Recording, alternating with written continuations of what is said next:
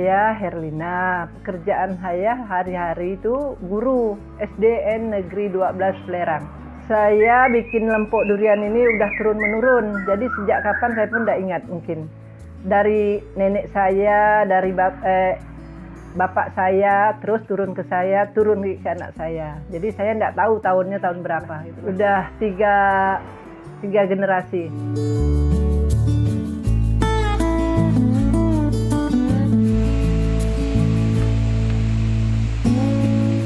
Sejarah orang buat lempok tuh pada zaman kakek saya tuh waktu itu masih di gunung. Kalau ditinjau dari latar belakang sejarah, memang ada kaitan erat.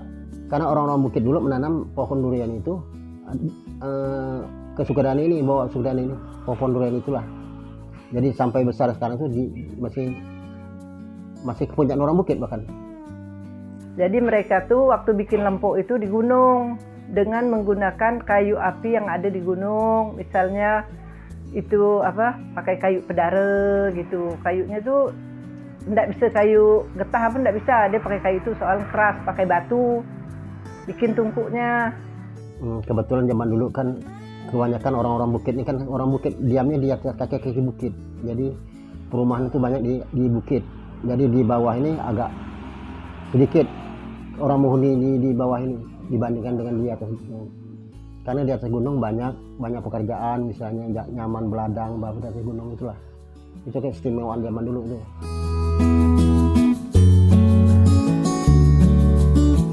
Sekarang enggak susah. Tinggal pesan kayu dari orang yang jual kayu. Bukan pakai kayu pedare lagi, pakai kayu bakau. Kayunya tuh kalau kayu kan sama saja, kayu apapun. Tapi kan kalau pakai kayu bakau, dia kan ada baraknya. Kalau pakai kayu getah enggak ada baraknya. Satu kuali itu sekitar 5 kayu bakau yang katanya 5 puntung lah ya. 5 puntung tuh yang agak besar-besar. Masak satu kuali 3 jam, 2 jam setengah. Masalah lempok ini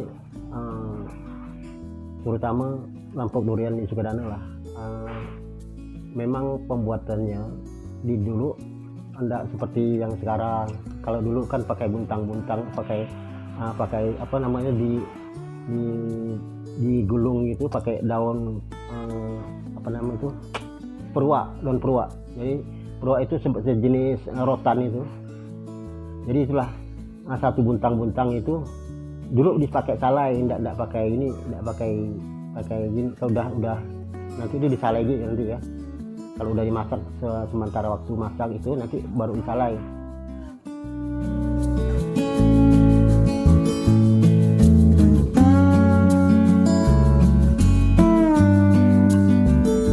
Alatnya kuali, tungku.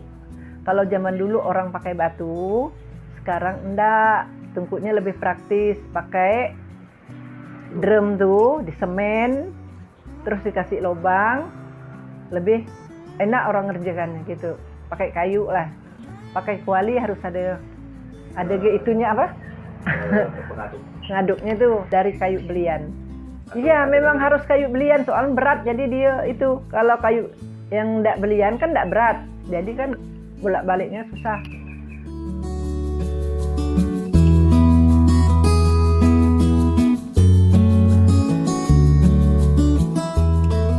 Dari durian dulu ya, pertama-tama dari durian itu dibelah, kemudian dilonde itu barulah petani itu ngantarkan ke sini.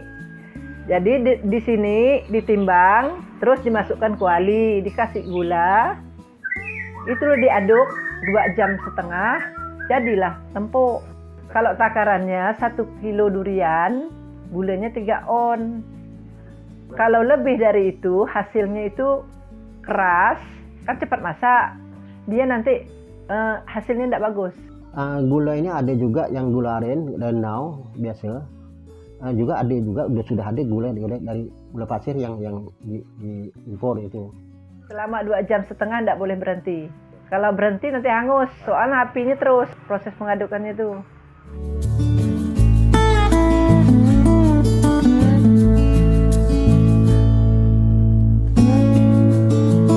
Kriteria khusus ndak ada, tapi kadang-kadang tuh londeknya tuh harus dari durian yang agak tebal isinya, yang lunak, kata orang sini yang lunak. Kalau durian lunak tuh hasil duriannya tuh lempoknya bisa bagus. Sebenarnya lundek ini tergantung pada musimnya. Musim itu kalau musimnya panennya raya lebih banyak lundeknya.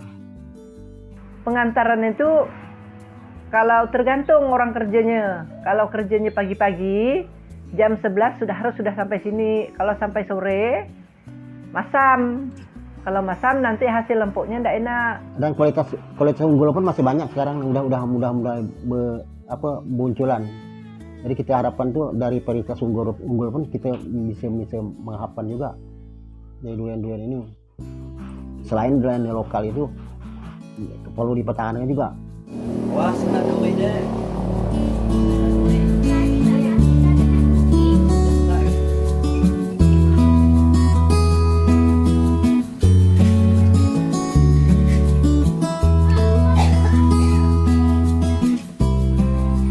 Kalau cara mengaduk lempuk terserah aja, dari kiri ke kanan boleh, dari kanan ke kiri boleh. Jadi ndak ada aturan yang baku. Harus ngacau lempuk gini, gitu, ndak. Terserah yang tukang ngacau lempuk aja, posisinya enaknya bagaimana. Yang penting tuh 2,5 jam, apinya bagus, lempuknya masak. Udah matang tuh, ini ndak lengket lagi. Ini ada memang sendok itu yang plastik. Diginikan, ndak lengket. Nah, ini seperti ini nih, kan? Kalau sejuk udah ndak lengket lagi.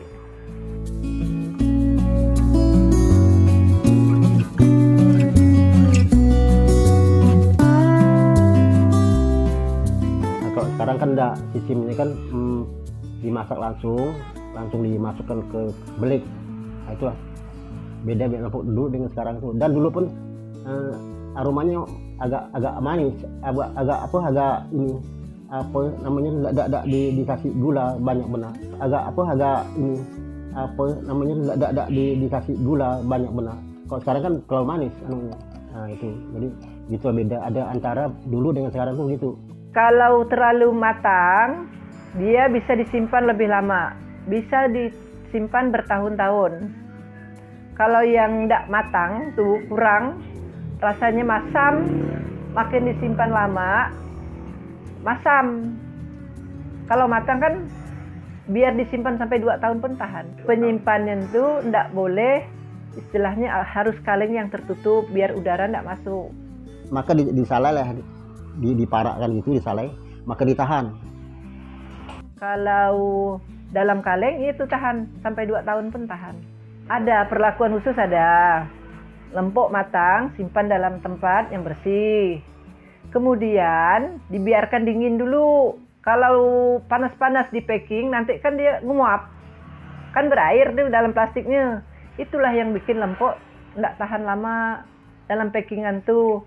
Tapi kalau dingin gini, di packing, nggak ada udaranya, 2 minggu tahan. 2 tahun itu tahan, setahun tahan, pokoknya tergantung itu. Biasa ini sekarang musim durian. Tahun musim durian akan datang, lempuknya masih ada. Nah, ini kadang-kadang di rumah kerajaan itu sering menyimpan makanan itu. Ini kan ciri khas, disimpan sampai langkau tahun orang bilang. Asal buah nanti baru dikeluarkan lagi. Langkau tahun melangkau dari tahun itu, jadi lebih dari tahun. Nah, disimpan setahun. Sekali produksi itu kalau untuk sekarang nih ya, jumlah semuanya ya? Iya. Sekarang nih kalau saya produksi udah hampir 2,5 ton. Satu hari itulah ratusan kilo, ada yang 50 kilo, enggak tentu, tergantung londeknya datang.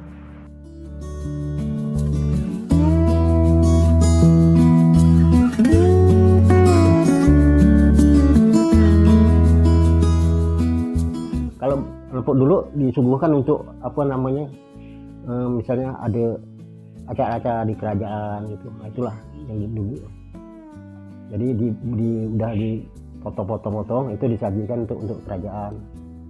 Kemarin ada yang 10 kilo bawa ke Bandung katanya, bawa ke Kalteng 10 kilo. Ada yang 10, ada yang 5. Ada juga kalau ke Pontianak partai besar. segala sesuatu kalau memang ada acara itulah disuguhkan. Karena dulu makanan yang paling ciri khas itu lempuk. Yang terkenal itu lempuk. Ke Pontianak, ke Jakarta tuh pernah dibawa? Sebenarnya kalau dari kerajaan Belanda pun ada juga sebenarnya. Macam apa tuh, wakil-wakil dari dulu kan pernah Ratu Wilhelmina tuh datang ke Sukadana ini. Wakilnya mah. Ya. Nah itulah oleh-oleh itu salah satu lempuk itu yang untuk ciri khas untuk durian tuh. Makanya dikenali mancanegara tuh.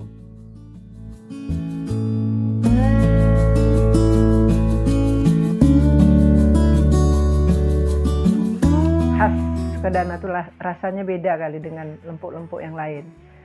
Istilahnya kan lempuk lain tuh saya tuh pernah makan nggak, tapi rasanya tuh mungkin cara pembuatannya juga beda. Kalau di sini kan rata-rata orang bikinnya tuh 2 jam lebih, jadi masaknya cukup. Ada juga orang yang bikin, tapi masaknya kurang. Cuman lempuknya lain, aromanya lain dengan Sukadana. Memang ciri khas Sukadana itu memang tidak dapat dihilangkan lah. Itu yang jauh sekali. Atau kelebihan takaran ada juga. Inilah lempuk Sukadana nih semuanya lah. Ini kan produksi rumahan ya. Jadi semuanya orang bikin tuh sama gitu. Sama takarannya itu, masaknya, waktu jamnya itu sama.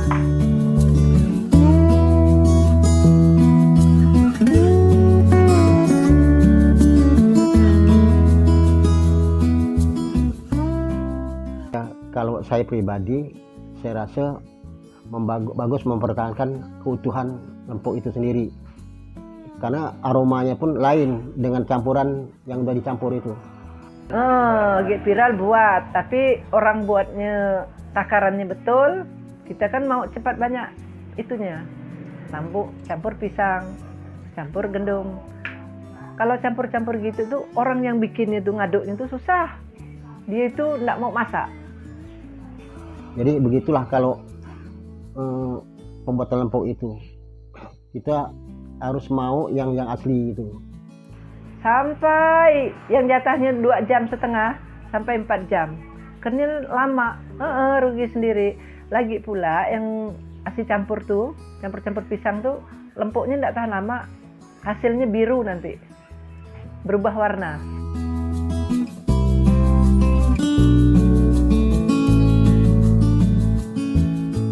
Dan saya harapkan pun pengusaha lempuk semakin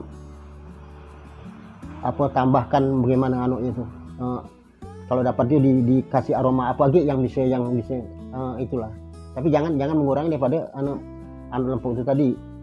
Saran saya itulah, kalau mau bikin lempuk buatlah sebagaimana mestinya, bahan-bahannya, campurannya, lama mengaduknya, itulah saran saya, jangan asal-asalan. Apabila teman-teman datang ke Sukadana, pergi ke Sukadana, kalau belum menyicipi lempuk Sukadana, berarti belum sampai ke Sukadana. Keinginan saya mudah-mudahan lempuk ini lebih dikenal. Nggak juga untuk di Sukadana, nggak untuk di Pontianak, dikenal di seluruh Indonesia lah.